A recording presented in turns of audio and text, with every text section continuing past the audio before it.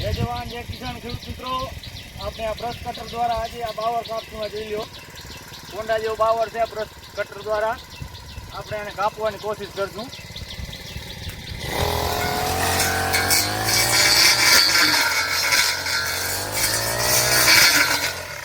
આ જોઈ લો મિત્રો, એરી વારમાં 10 સેકન્ડ અંદર બાવર કાપી નાખ્યો બ્રશ કટર. જોઈ લો આની તાકાત.